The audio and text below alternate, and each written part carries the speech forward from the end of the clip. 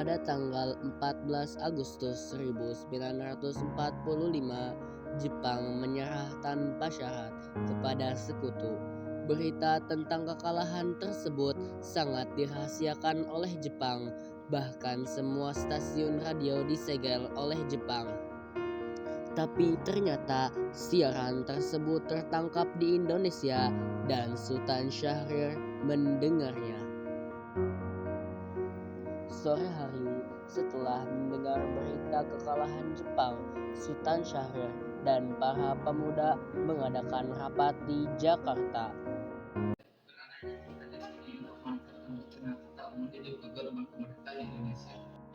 Gedung Jepang masih mengusir Indonesia dan tanah putra masih dikuasai oleh Jepang. Assalamualaikum. Waalaikumsalam. Saya memiliki kabar bahagia saudara-saudara, yaitu Jepang telah menyerah terhadap sekutu. Saya mendengar berita itu tadi pagi di radio, TV, sore. Oleh karenanya, Jepang tidak ada lagi kuasa terhadap negara ini. Merupakan kabar gembira bagi kita semua. Tapi yang saya bingungkan, tadi Anda berbicara tentang kekosongan, maksudnya itu apa? Ya, Jepang tidak lagi berkuasa atas negeri ini karena telah menyerah terhadap sekutu. Sedangkan para sekutu belum sepenuhnya menguasai Indonesia. Saya mengerti penjelasan Anda, terima kasih. Lalu apa yang akan kita lakukan untuk mengisi kekosongan ini? Bagaimana jika kita mengajukan kepada Soekarno dan juga Bung Hatta untuk memproklamasikan kemerdekaan negara Indonesia ini? Jepang sudah tidak berwenang lagi di tanah kita.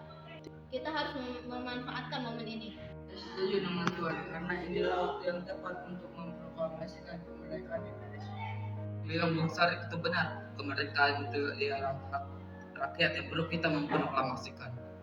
Mari kita semua pergi ke rumah Bung Karno. Bagaimana semuanya? Setuju? Setuju. Tapi jangan sampai proklamasi kemerdekaan negara Indonesia ada campur tangan dari PPKI, karena PPKI adalah badan pembentukan dari Jepang. Kita tidak ingin ada campur tangan Jepang dalam proklamasi kemerdekaan negara kita sendiri. Maka dari itu kita sepakat untuk menolak berbagai bentuk hadiah. Kemerdekaan kita lah yang menyusun sendiri. Sekali kalau begitu kalian semua pergi ke kediaman Soekarno. Saya dan yang lainnya akan memerintahkan para pemuda lainnya untuk merebut kekuasaan dari Jepang. Keesokan harinya, pada tanggal 15 Agustus 1945, Khairul Saleh, Sultan Syahrir Wikana, dan Darwis tiba di kediaman Soekarno di Jalan Pegangsaan Timur nomor 56 Jakarta dengan maksud menyampaikan hasil-hasil keputusan rapat.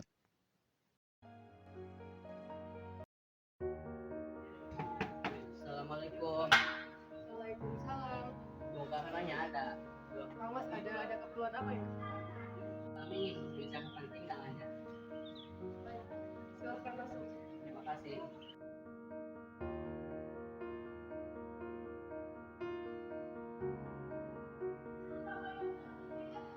Mas, ada yang mau carimu ini. Oke, baik. Saya akan menunggu.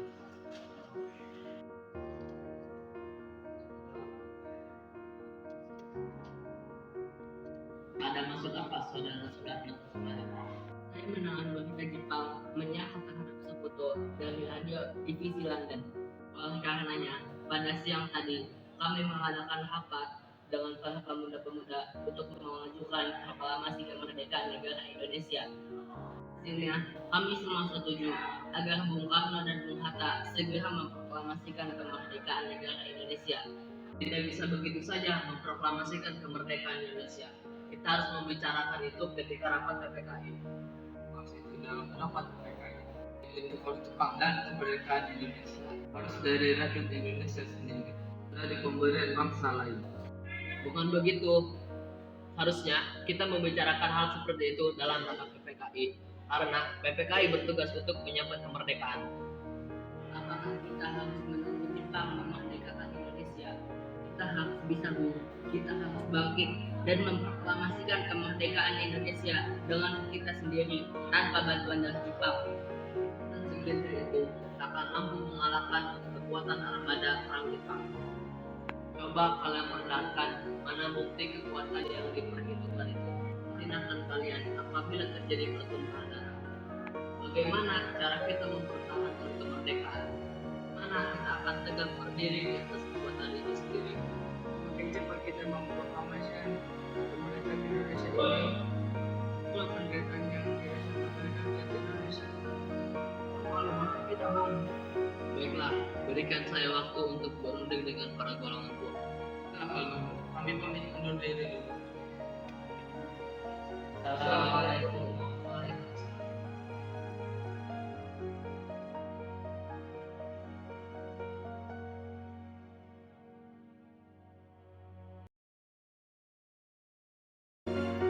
Karena masing-masing mempertahankan pendapatnya, keempat orang golongan muda tersebut berpamitan kepada Bung Karno.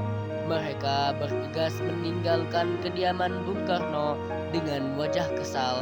Kemudian Soekarno meminta para golongan tua untuk datang ke kediamannya dan membicarakan permasalahan tersebut.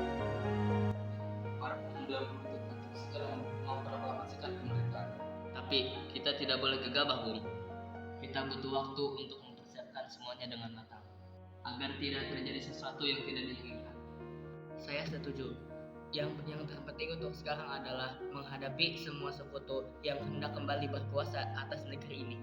Selain itu, masalah kemerdekaan dalam sidang PKI yang akan dilaksanakan pada tanggal 18 Agustus mendatang. Gimana, Bu? Ya, lagi pula mereka masih muda, cara berpikir mereka masih pendek. Kita harus melihat masa depan agar kita bisa mempersiapkan semuanya dengan matang. Kalau tidak, bagaimana jika nanti semuanya berantakan? Baiklah, Bung, berarti kita semua sepakat. Kita sepakat.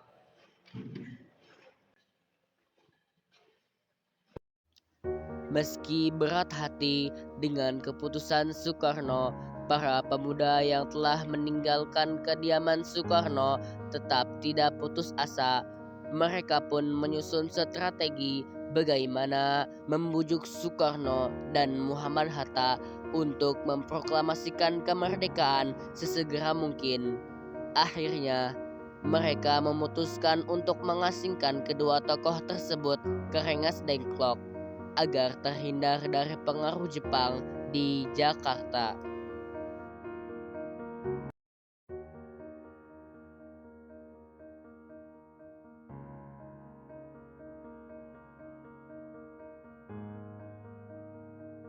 Begini nampaknya, golongan tua tidak akan menyetujui kita. Kita harus mencari jalan atas semua ini. Benar sekali, ada saran?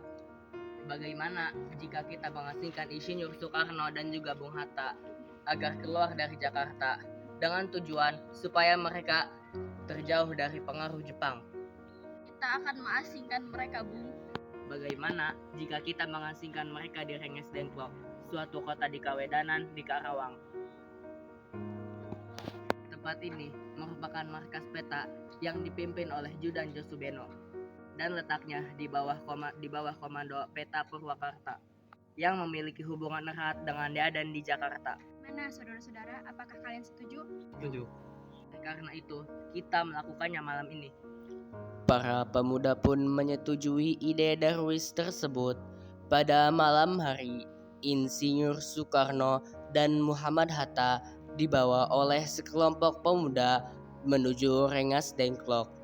Rombongan ini berangkat dari kediaman Soekarno yang dikawal oleh pasukan peta di bawah pimpinan Darwis.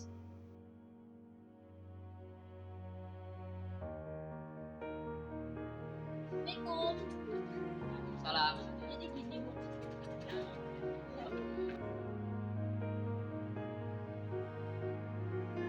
Assalamualaikum, Bu. Ada apa ini? Jadi gini, Bu. Rombongan Insinyur Soekarno dan Muhammad Hatta tiba di Rengas Dengklok dengan selamat pada waktu subuh tanggal 16 Agustus 1945. Soekarno dan Hatta berada sehari penuh di sana.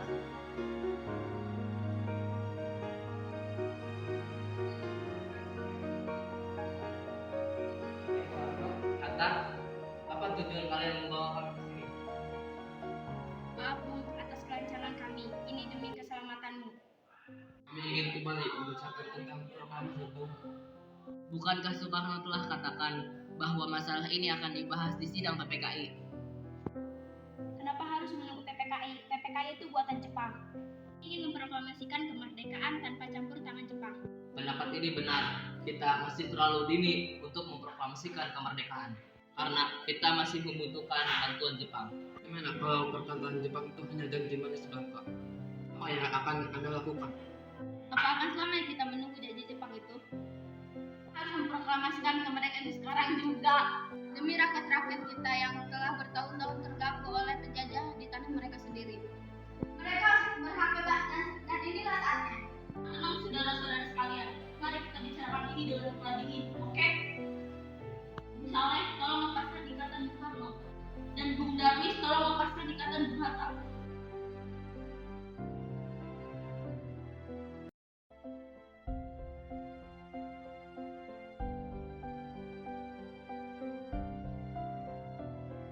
Bung Karno, Bung Hatta, mari kita.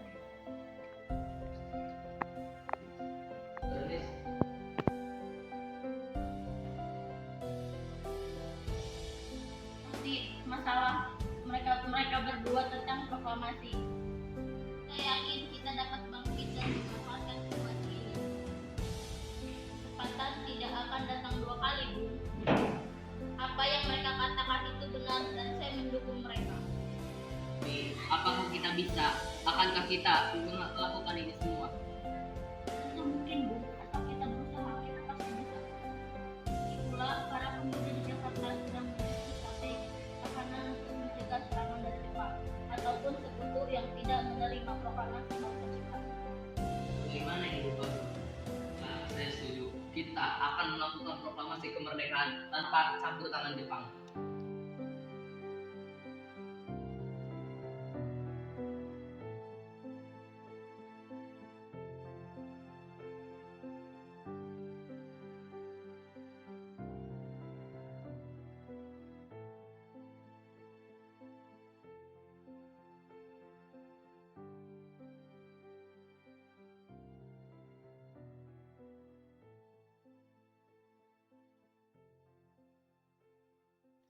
Setelah usai perundingan di rumah Laksamana Maeda, Soekarno pulang dan disambut oleh istri tercinta. Alhamdulillah semuanya berjalan dengan lancar. Terima kasih Ibu telah menemani saya di masa-masa sulit itu. Terima kasih kepada Gusti Allah yang telah memberikan kita jalan untuk memproklamasikan kemerdekaan bangsa kita. Kalau kalian sudah merencanakan bagaimana proklamasi besok berlangsung? Sudah, kita akan melaksanakan upacara bendera dengan diiringi lagu Indonesia Raya karya Bung Supratman. Jika kita menunggu bendera, lantas bagaimana? Ampun, Bapak lupa. Bagaimana kalau itu saja yang buat benderanya? Tapi ibu tidak punya kain, Pak. Yang ada kain merah dan putih. Apakah tidak apa-apa? Tentu saja, buatlah bendera sesederhana mungkin. Yang penting kita ada niat. Baiklah, Pak. Tapi ibu punya ide. Gimana kalau kita namakan Sang-Saka Merah Putih? Nah, kita namakan benderanya Sang-Saka Merah Putih. Ya udah, Bapak bersiap sana untuk mempersiapkan proklamasi besok. Nah,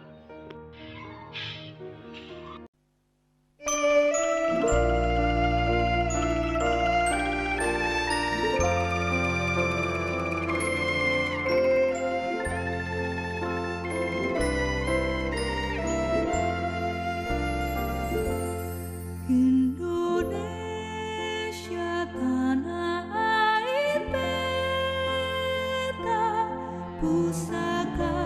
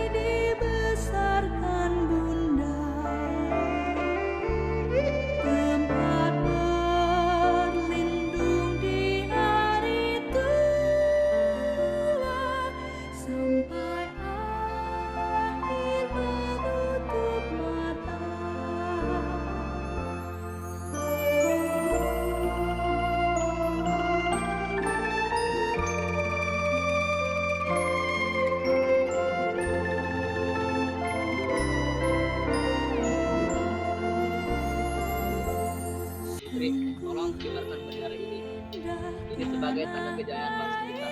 Baik Bu, saya akan menunjukkan Tiada bandingnya di dunia.